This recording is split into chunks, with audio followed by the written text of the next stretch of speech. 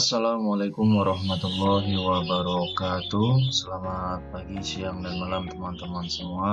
Apa kabar? Semoga sehat selalu ya. Amin ya robbal alamin.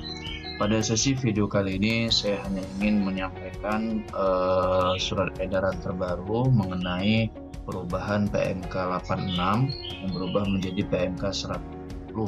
Poinnya yaitu mengenai angsuran ya. Angsuran yang 30% menjadi 50%. Bagaimana selanjutnya? Sebelum kita mulai, silahkan like video ini and subscribe gratis. Atas like dan subscribe-nya saya ucapkan terima kasih. Pada video saya sebelumnya saya menerangkan bahwasannya angsuran yang 30% sesuai PMK 86 tahun 2050 dan berubah menjadi 50% sesuai PMK 110 tahun 2020 itu bisanya hanya di PBK-kan.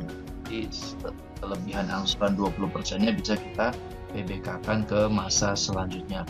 Tetapi setelah terbitnya surat edaran nomor SE 47 PJ 2020, yaitu ini mengenai tata cara PMK nomor 10 ya, yaitu petunjuk pelaksanaan peraturan Menteri Keuangan nomor 86 tentang insentif pajak untuk wajib pajak dampak corona dan telah diubah dengan peraturan Menteri Keuangan nomor 110.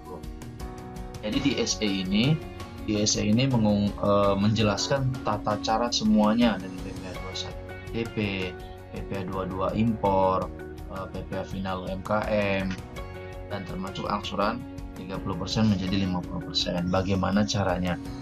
Oke, di sesi video kali ini saya hanya menjelaskan, menerangkan mengenai angsuran ya.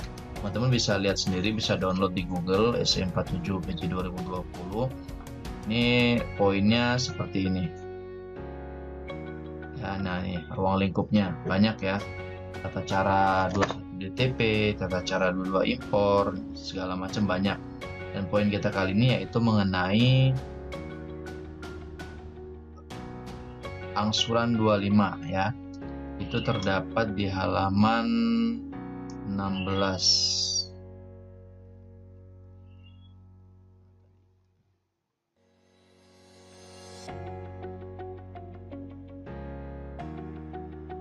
Mengenai angsuran, teman-teman bisa lihat di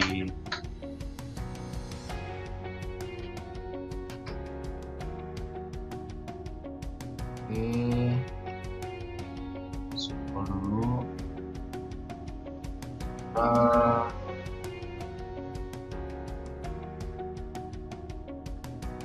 ini teman-teman bisa lihat di halaman 16 itu nomor halaman 15 mana nih? Halaman 15 nomor 6, tata cara pengurangan besarnya angsuran PPh 25 ya. Di sini terangkan caranya yang 30% sehingga menjadi 50%. Nomor 6 huruf H. Itu bisa lihat langsung di huruf H. Nah, ini. Jadi dalam hal wajib pajak telah melakukan pembayaran PPh pasal 25 yang seharusnya diberikan pengurangan, jadi yang seharusnya 30% menjadi 50% pada masa pajak sebagaimana dimaksud pada huruf E, angka 1 dan huruf F, kelebihan pembayaran PPh tersebut itu diperhitungkan sebagai angsuran PPh 25 masa pajak berikutnya. Jadi teman-teman yang di masa Juli masih menggunakan 30%, pasti ya, semuanya pasti masih menggunakan 30% dan juga masih menggunakan 30% karena di sistem juga masih 30%. Nah, itu seharusnya 50%, dalam artian kita berarti ada kelebihan bayar 20% dari angsuran ya. Atas kelebihan pembayaran PPh tersebut itu bisa diperhitungkan sebagai angsuran PPh pasal 25 masa pajak berikutnya. Jadi teman-teman tidak perlu PBK dan secara otomatis kelebihannya itu bisa mengurangi di masa pajak berikutnya. Dalam hal wajib pajak memilih, saya kasih simulasinya dulu ya yang H ini.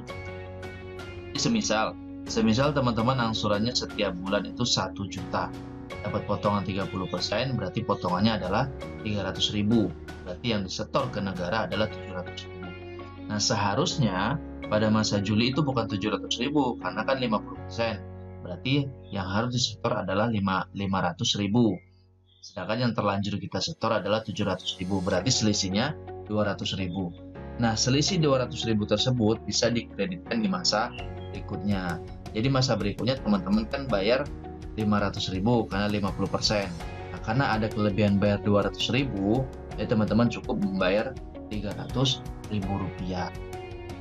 Di angsuran masa selanjutnya ingat di Agustus itu 50%. 50% dari 1 juta berarti 500.000 dan dikurangi kelebihan angsuran sebelumnya 200.000, berarti yang teman-teman setor ke negara adalah 300.000. Di selisihnya ya 20% bisa kita kreditkan di masa selanjutnya. Ingat ya teman-teman ya, Juli 50% dan mengurangi kelebihan bayar pada masa sebelumnya. Itu kalau tidak kita PBK-kan. Kalau teman-teman masih bisa mau PBK kan tuh bisa juga ya, yaitu di huruf I. Dalam hal wajib pajak memilih untuk mengajukan pemberitahuan kelebihan pembayaran PP 25 sebagaimana dimaksud pada huruf H tidak dapat diperhitungkan sebagai angsuran PPh pasal 25 masa pajak sebelumnya. Jadi kalau teman-teman yang di PBK yang kelebihan angsuran tadi mau di PBK-in selain ke 25 itu bisa. Nah, selisihnya nggak bisa buat kreditin di 25. Diperhitungkan sebagai angsuran karena sudah di PBK-kan. Teman-teman tinggal pilih mau di PBK-kan atau di otomatis selanjutnya. Kalau saya pribadi saya milih yang H. Nah, nggak perlu repot-repot ajukan PBK ya, bikin surat segala macam antar ke KPP lah. Inilah teman-teman bisa memutuskan pakai yang mana ya. Kalau saya pakai yang H. Sekian dari saya, ada kata yang salah saya mohon maaf. Teman-teman butuh SE ini silahkan di-download ya, SE 47 tahun 2020. Sekian dari saya. Akhir kata, assalamualaikum warahmatullahi wabarakatuh.